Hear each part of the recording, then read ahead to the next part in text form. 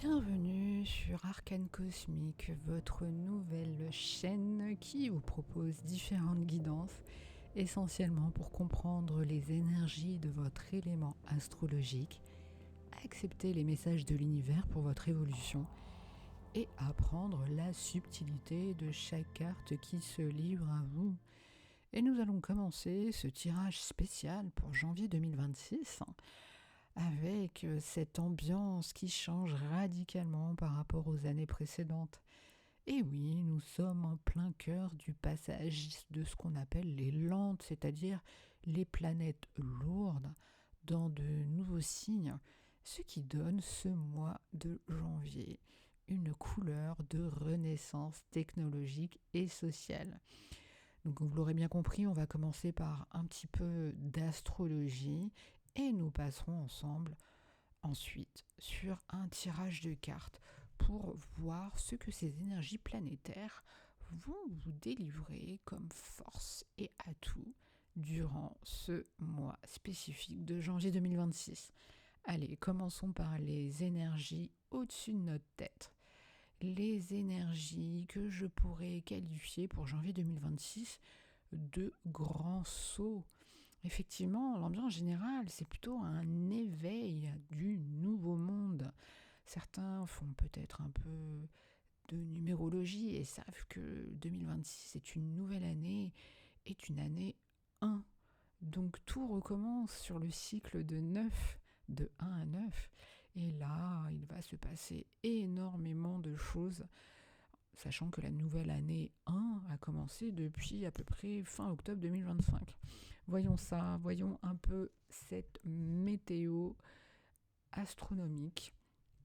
Donc, en sachant que du coup, si 2025 a été l'année des fissures dans l'ancien système, on peut qualifier 2026 du coup de celle de la reconstruction.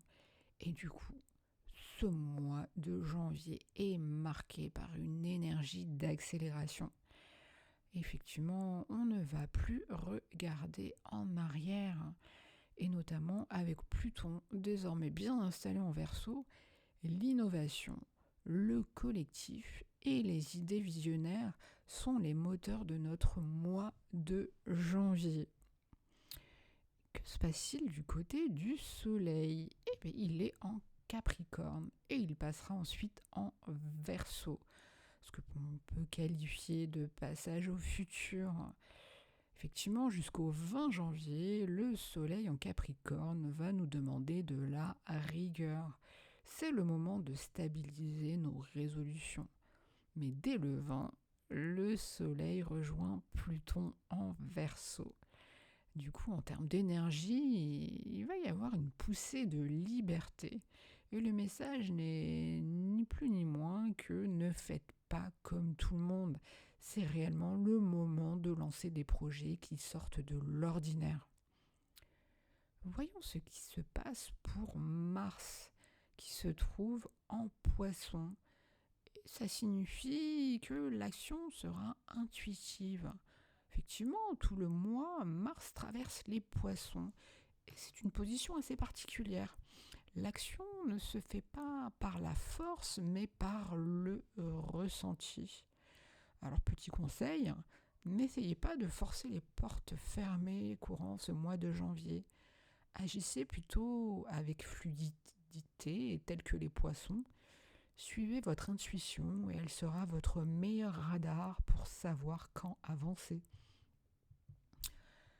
Et nous faisons également face à ce que j'appelle le grand triangle d'air avec Uranus, Pluton et le combo Saturne-Neptune.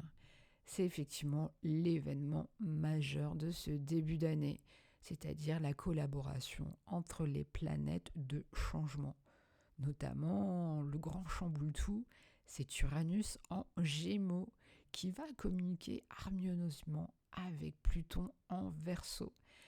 Qu'est-ce que cela signifie ? Une explosion de créativité et de nouvelles manières de communiquer. Alors, si vous travaillez déjà dans le digital, dans tout ce qui est création ou partage d'idées, janvier est votre mois de gloire. comme on dit, les barrières mentales vont tomber. Que se passe-t-il du côté de Saturne et Neptune ? Tout simplement, ça fait toc-toc du côté du Bélier. Effectivement, nous sommes à la fin d'un immense cycle.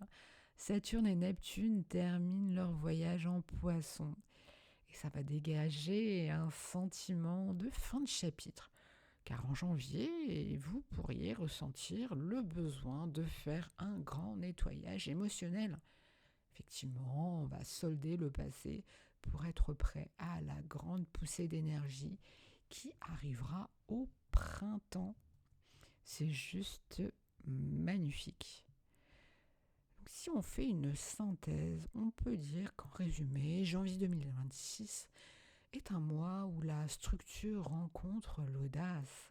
C'est le moment idéal pour poser des jalons sur des projets à long terme, tout en restant assez souple pour pivoter grâce aux nouvelles technologies et aux nouvelles rencontres. Alors vous, forcément, vous êtes intéressé par votre signe.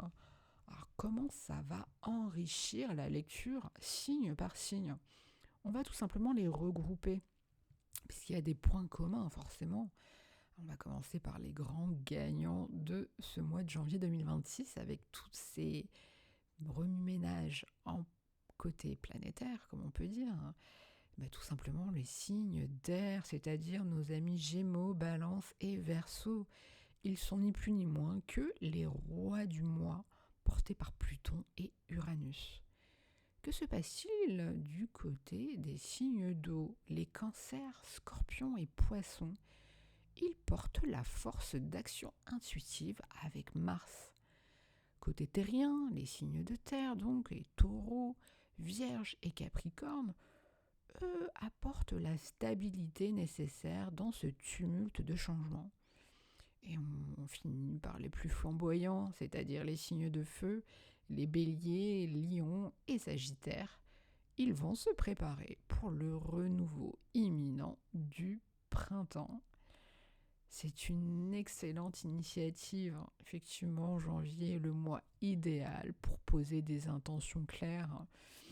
Et du coup, pour tes tirages, je te propose une structure que j'appelle la boussole du renouveau. On va effectivement faire un tirage en 5 cartes qui va permettre de couvrir les piliers essentiels de la vie, tout en restant concis pour une lecture de signes astrologiques. Allez, c'est parti.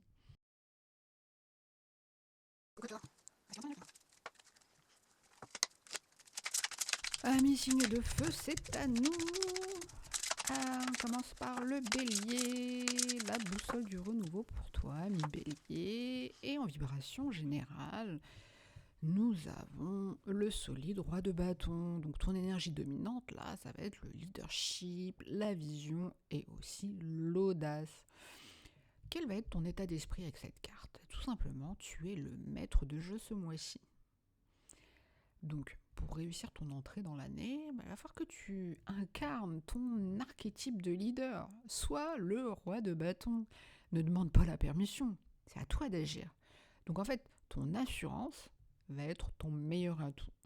Là, clairement, c'est des énergies planétaires au-dessus de toi, au-dessus de nous, mais surtout toi, ami bélier, qui vont te permettre de diriger, d'entreprendre et aussi d'inspirer les autres par ton charisme naturel. C'est tout toi en fait. On passe à la sphère professionnelle avec cette fois-ci le 5 de bâton. Donc là, tu vas avoir l'opportunité de transformer la compétition en moteur de succès. On reste sur la même dynamique. Donc là, ton défi majeur, parce qu'on est dans la sphère professionnelle, c'est que au travail, clairement, là, ça va bouger. Il y aura des débats, il y aura des défis, il y aura peut-être aussi quelques confrontations d'idées. Mais là, ton défi est de ne pas voir cela comme un obstacle, mais comme un jeu. En fait, cette émulation, elle va t'obliger à affiner tes arguments et surtout à prouver ta valeur. Je pense que tu sortiras vainqueur de toutes ces joutes intellectuelles ou créatives. On passe à la sphère Relationnel, on redescend d'un petit cran avec le valet de bâton. Donc là, l'équilibre du cœur va être plus tourné vers l'enthousiasme et la spontanéité. Donc comment harmoniser tes liens? En fait, il faut que tu apportes du sang neuf dans tes relations, des petites choses nouvelles avec ce petit valet. Donc clairement, ça serait bien en fait que tu proposes des activités nouvelles, que tu sois dans la découverte et l'aventure. C'est le mois idéal pour flirter, pour s'amuser, tout ça hein, bien entendu avec beaucoup de respect. Et c'est aussi le mois idéal pour communiquer avec une énergie jeune et passionnée, disons les mots. Donc évite les routines pesantes et privilégie l'étincelle. Côté bien-être et énergie, le 8 de bâton. Là, on est dans ton énergie, hein, bâton, bâton, bâton. Donc là, quels sont les besoins du corps et de l'esprit? Tout simplement gérer l'accélération et le mouvement. Tout va aller très vite hein, avec cette carte. Hein. Ton corps et ton esprit vont recevoir une multitude d'informations et de stimuli. Donc si tu veux tenir la distance, tu dois rester en mouvement.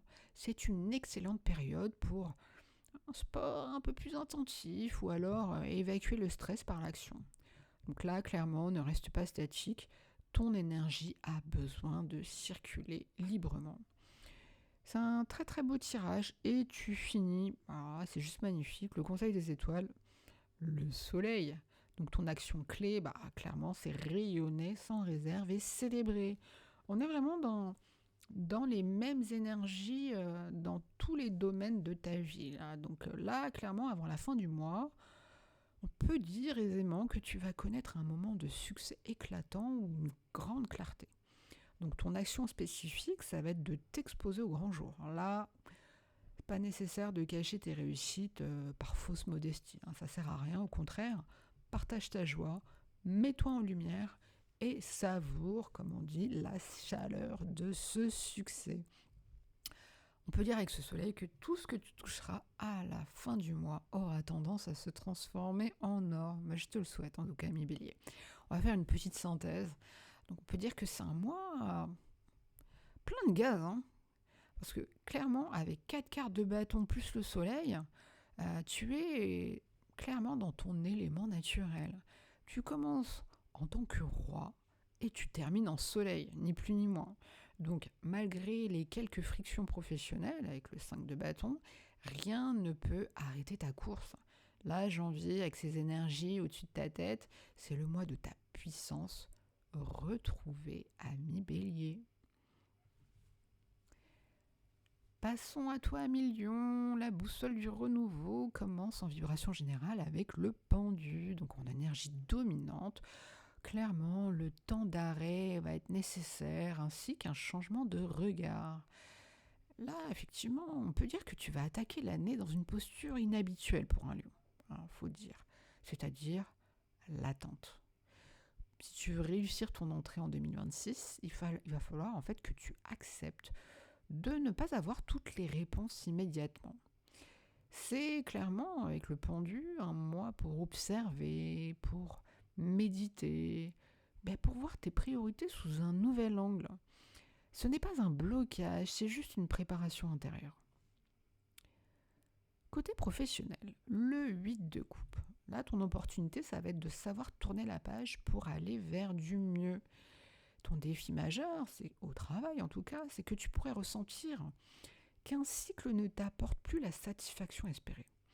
Donc, le défi, ça va être d'oser délaisser ce qui est correct pour chercher plus ce qui est vibrant. C'est-à-dire que si un projet ou une méthode ne te remplit plus le cœur, l'opportunité, ça va être de t'en éloigner avec dignité pour chercher ta véritable quête ailleurs. Côté relationnel, magnifique, tu as l'étoile. Là, au niveau de l'équilibre du cœur, tu vas être dans la confiance, dans la douceur et aussi dans la guérison. Alors, clairement, après les remises en question, l'étoile apporte une pluie de sérénité.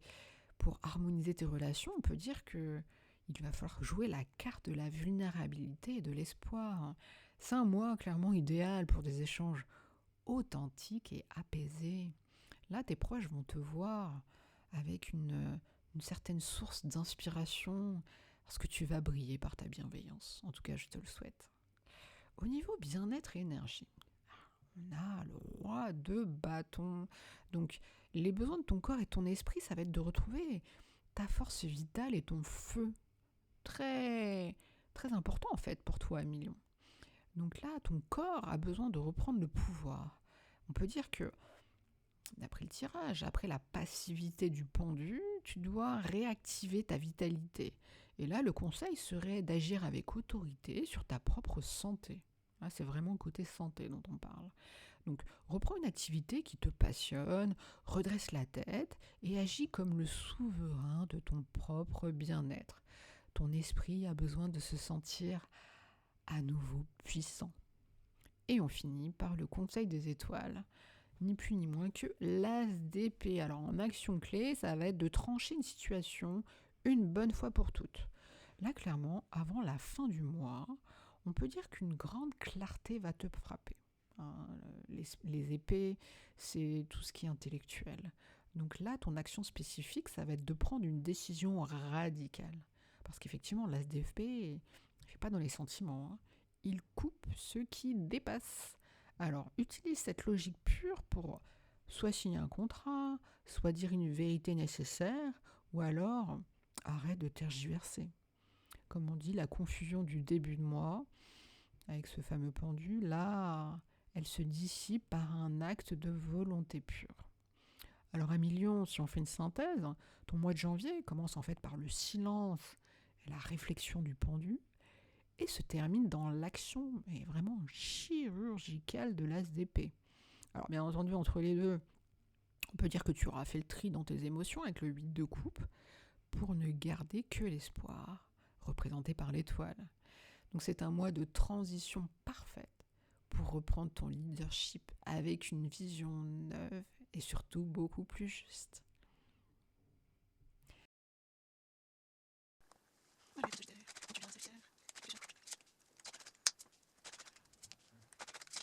Amis Sagittaire, on passe à ta boussole du renouveau qui commence en vibration générale par le fou. Alors ton état d'esprit, ça va être le grand saut. Donc là, clairement, janvier résonne comme un nouveau départ absolu. Toutes ces énergies planétaires au-dessus, elles vont impacter à ce niveau-là. Donc là, tu vas avoir envie de balayer le passé, de prendre ton sac à dos et de foncer vers l'inconnu. Alors, petit conseil, cultive cette spontanéité. Pour réussir ton entrée dans l'année, en fait, ne t'encombre pas de plans trop rigides. On peut dire que tu peux être prêt à l'aventure et à l'imprévu. Là, c'est clairement le moment d'oser, oser ce que tu n'avais jamais tenté. Alors, qu'est-ce qui se passe au niveau professionnel, au niveau projet? La tempérance, mais inversée. Alors, le défi majeur, c'est l'excès et l'impatience. Alors, je vais t'expliquer. Donc, en fait, là, clairement, l'énergie, elle est un peu déséquilibrée. Hein. Surtout quand on a une carte inversée, il y a forcément quelque chose, comme on dit, qui est différent. Et c'est tout à fait normal. Parce qu'en fait, on met toujours en lien toutes les cartes. On a commencé avec le fou. Donc là, il y a l'influence du fou. Et comme on dit, il ne faut pas aller trop vite ou manquer de diplomatie dans tes projets. Il ne faut pas être sous la fougue en fait de tout ce que le fou peut t'apporter. Donc là, tu vas avoir une opportunité très claire, c'est-à-dire que le défi, ça va être de retrouver en fait un rythme soutenable, malgré le fou en première carte. Donc évite de t'éparpiller ou de brûler les étapes. Donc si tu sens des tensions par exemple au travail, parce que là on a sphère professionnelle, ça va être le signe qu'il faut ralentir un peu la cadence pour ne pas finir en burn-out. Notamment si ça peut être aussi du burn-out créatif. Hein. Donc mets les hauts là, mets un petit peu le frein dans cette sphère-là. On passe à la sphère relationnelle et sentimentale. On va apaiser les choses avec la grande prêtresse. Là, ça va demander plus de profondeur, plutôt que le bruit. Alors, clairement, tu bouillonnais dans l'action avec ce fou qui te fait partir à 1000 à l'heure. Mais par contre, au niveau relationnel, on peut dire que là, tes relations, elles vont te demander en fait plus de retenue, plus de mystère, hein, à l'image de cette grande prêtresse. Donc le conseil, c'est ne dis pas tout de suite en fait. Observe, écoute ton intuition sur les gens qui t'entourent. Et pour harmoniser tes liens, privilégie les confidences calmes et les moments de connexion silencieuse plutôt que les grandes sorties bruyantes. Au niveau bien-être et énergie intérieure, là tu as le valet de bâton et il va t'aider en fait à retrouver l'étincelle et le moment. Donc là ton corps et ton esprit, les deux ont besoin d'être stimulés par la nouveauté parce que l'ennui, c'est le pire ennemi dans ces circonstances-là. Donc petit conseil, si tu veux tenir la distance, commence une nouvelle activité physique ou un loisir qui pourrait te passionner. Ton esprit a besoin d'un projet, comme on dit, feu, quelque chose qui allume ta flamme. Ça peut être du sport, ça peut être de la danse, ça peut être de la création, ça peut être beaucoup de choses. Mais en tout, trouve quelque chose qui te donne envie de sortir de ton lit avec enthousiasme chaque matin ou chaque fois que tu rentres le soir. Et on finit par le conseil des étoiles, hein, qui se fait un peu taper dessus en fait par le roi de bâton, mais c'est magnifique. Parce que là, le roi de bâton, ça incarne le leadership. Donc on peut dire que tu vas finir ce mois en toute puissance. Parce que le conseil des étoiles, là, il est clair. Tu dois prendre les commandes. Donc avant la fin du mois, prends une décision ferme et assume-la avec charisme. Et là, pas nécessaire de demander l'autorisation, hein. Par contre, il faut que tu montres l'exemple.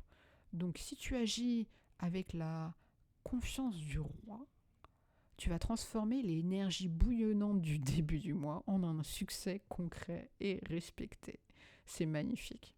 Donc si je fais une synthèse pour toi, ami Sagittaire, on peut dire que c'est un mois de croissance fulgurante, effectivement. Parce qu'en fait, tu pars de l'innocence du fou, qui débute quelque chose à toute vitesse, qui s'emballe un peu, pour arriver à la maîtrise totale du roi de bâton. Donc la seule ombre au tableau, c'est le petit déséquilibre avec cette fameuse tempérance inversée. Bon, en fait, ça te rappelle que ton feu est magnifique tant qu'il ne devient pas un incendie incontrôlable, ami Sagittaire.